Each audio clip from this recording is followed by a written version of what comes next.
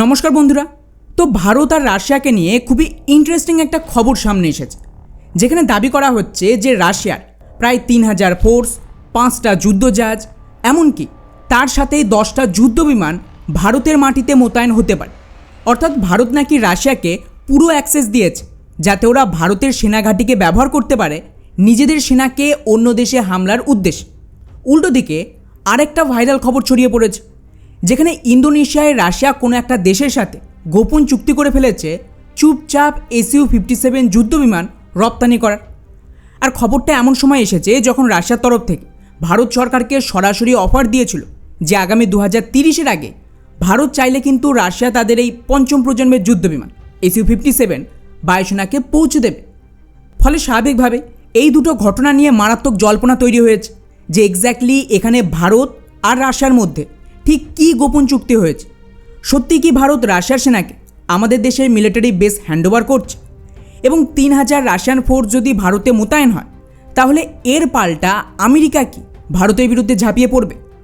আর সবচেয়ে বড় ধামাকা, ভারত কি চুপচাপ কাউকে কিছু না জানে গোপনেই রাশিয়ার থেকে সুখোই যুদ্ধবিমান আমদানি করছে এই চুক্তির আওতায়, নাকি রাশিয়ার বিমানই ভারতে মোতায়েন থাকবে? সবটাই জানবো আজকের এই ভিডিওতে। তো বন্ধুরা, প্রথমেই ভারত আর রাশিয়ার মধ্যে যে চুক্তি হয়েছে সেটা স্পষ্ট করা জরুরি। তো এই মুহূর্তে হেডলাইন চলছে যে ৩,০০০ ফোর্স, ৫টা যুদ্ধজাহাজ, 10টা যুদ্ধবিমান নাকি মোতায়েন হচ্ছে ভারত রাশিয়া চুক্তির আওতায়। এখন কি এই চুক্তি? তো আজ থেকে প্রায় বছরখানেক আগে 2025 সালের ফেব্রুয়ারিতে ভারত রাশিয়ার মধ্যে একটা মিলিটারি ডিল হয়, যেখানে রিলোস নামক একটা লজিস্টিক চুক্তির কথা বলা হয়েছিল, যেখানে দুই দেশ একে অন্যের সেনাঘাঁটিকে ব্যবহার করার একটা সুযোগ পায়।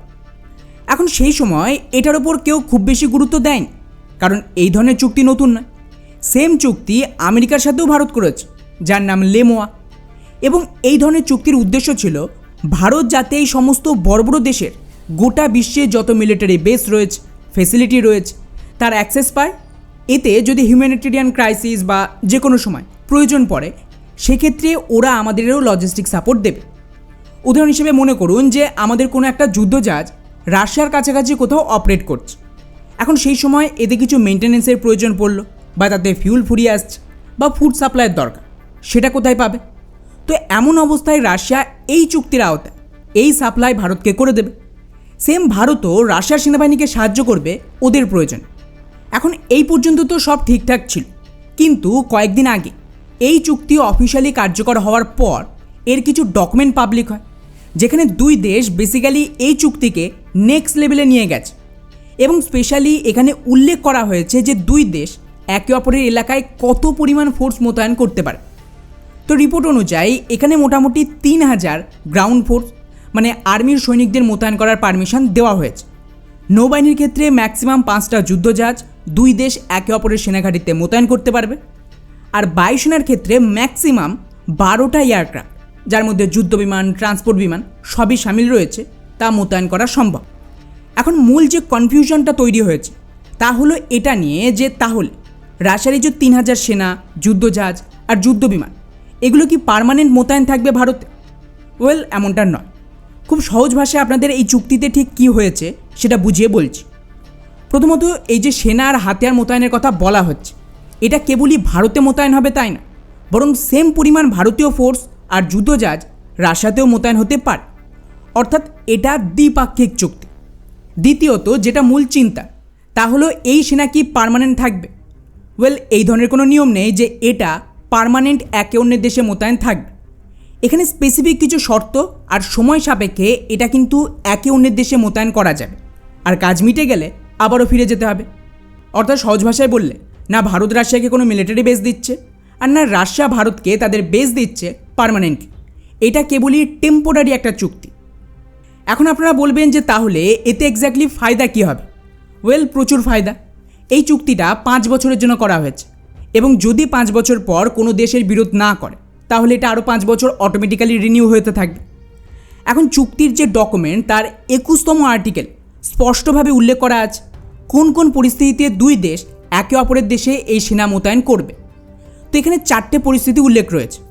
এক হলো যৌথ সামরিক মহড়া, যেখানে দুই দেশ যখন একসাথে মিলিটারি যুদ্ধাভ্যাস করবে তখন নিজেদের ফোর্স অন্য দেশে রাখার সুযোগ পাবে। 2 হলো প্রশিক্ষণ আর কোর্সের ক্ষেত্রে, সহজ ভাষায় মনে করুন যে রাশিয়ার সেনাবাহিনী ভারতীয় ফোর্সকে কোনো স্পেসিফিক ট্রেনিং দিচ্ছে বা ভারতীয় ফোর্স রাশিয়ার সেনাকে ট্রেন করবে। এমন অবস্থায় এই ফোর্স মোতায়েন থাকবে যতদিন এই ট্রেনিংয়ের কাজ শেষ না হচ্ছে। উদাহরণ হিসেবে যেমন ভারত এখন ব্রিটিশ বায়ুসেনার পাইলটদের ট্রেনিং দিচ্ছে, এছাড়াও সৌদি নেভাল ফোর্সকে ভারতীয় সেনাবাহিনী ট্রেনিং দেয়। এই ধরনের পরিস্থিতিতে এই জাতীয় চুক্তি কাজে আসে। তৃতীয় শর্ত হলো মানবিক সহায়তা আর দুর্যোগ মোকাবেলা। যেখানে মনে করুন যে রাশিয়ার কোনো রকম প্রাকৃতিক দুর্যোগ হলো বা যুদ্ধের কারণে হিউম্যানিটেরিয়ান ক্রাইসিস তৈরি হল, এমন অবস্থায় এক দেশ অন্য দেশে নিজেদের এই ফোর্স মোতায়েন করবে। এছাড়াও যদি তৃতীয় কোনো দেশেও সাহায্যের প্রয়োজন হয় সেক্ষেত্রেও এই চুক্তি কাজে আসবে। উদাহরণ হিসেবে মনে করুন যে শ্রীলঙ্কায় এখন হয়তো সাহায্যের প্রয়োজন, সেক্ষেত্রে রাশিয়া ভারতে নিজেদের যুদ্ধজাহাজ বা এয়ারক্রাফট মোতায়েন করবে আর ভারত থেকে সাহায্য যাবে শ্রীলঙ্কা। এখন এই পর্যন্ত সবটাই নর্মাল, কিন্তু এর পরের যে শর্ত দেওয়া এটাকে নিয়ে অনেক প্রশ্ন উঠছে। তাহলে এখানে চতুর্থ পয়েন্টে কোনো সামরিক অ্যালায়েন্স বা যুদ্ধের উল্লেখ নেই, কিন্তু বলা হচ্ছে যে উপরের তিনটে কাজ ছাড়া বাকি ক্ষেত্রেও এই চুক্তি কাজে আসবে, কিন্তু তখন দুপক্ষকে আগে একমত হতে হবে। আর স্বাভাবিকভাবেই এক্সারসাইজ, ট্রেনিং আর হিউম্যানিটেরিয়ান ক্রাইসিস ছাড়া আর কি কাজ হতে পারে?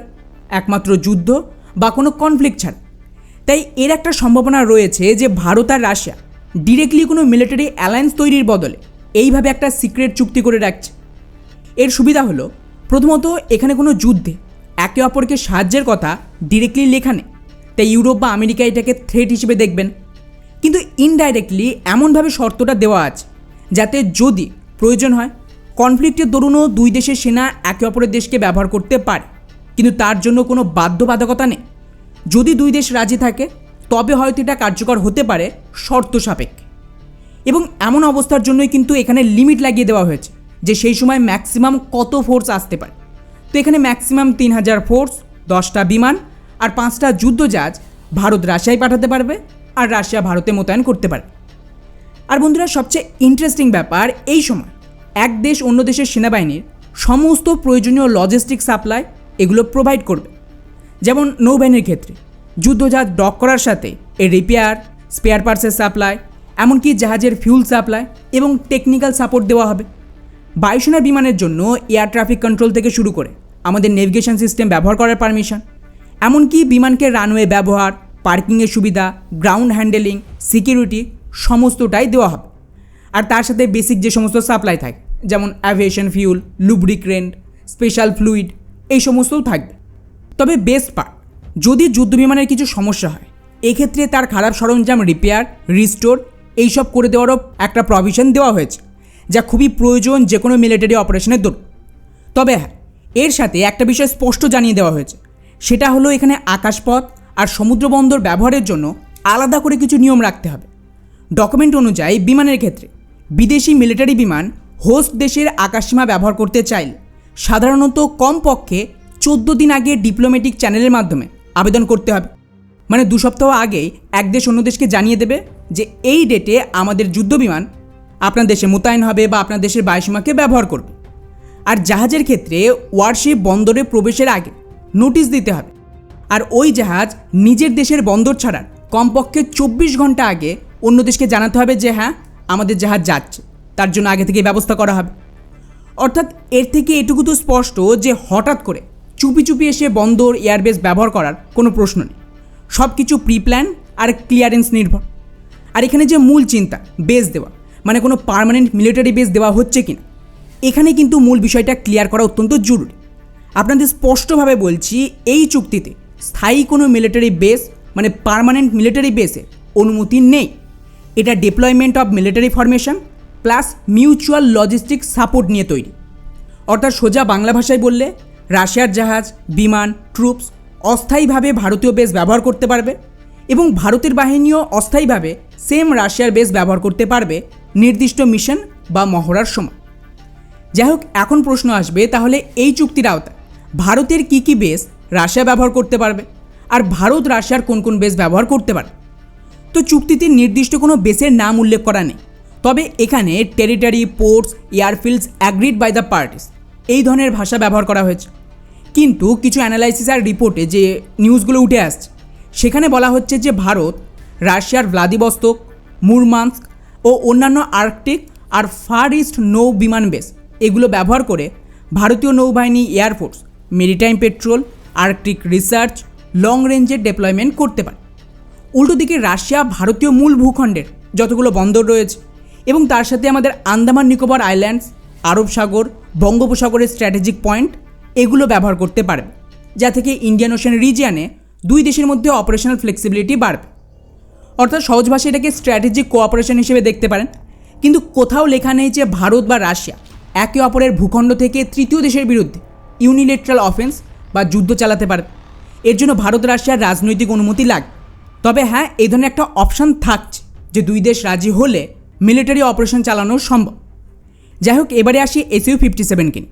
তো ভারত আর রাশিয়ার এই চুক্তির খবর আসার পর রাশিয়া ঘোষণা করে যে তারা আরেকটা দেশের সাথে SU-57 বিমান রপ্তানির চুক্তি করে ফেলেছে এবং অনেকেই SU-57 ডিল আর ভারত রাশিয়ার মিলিটারি প্যাক্টকে একসাথে মিশিয়ে ফেলছে যে হয়তো ওই দেশ অ্যাকচুয়ালি ভারতই হবে যারা রাশিয়ার সাথে SU-57 ডিল করেছে।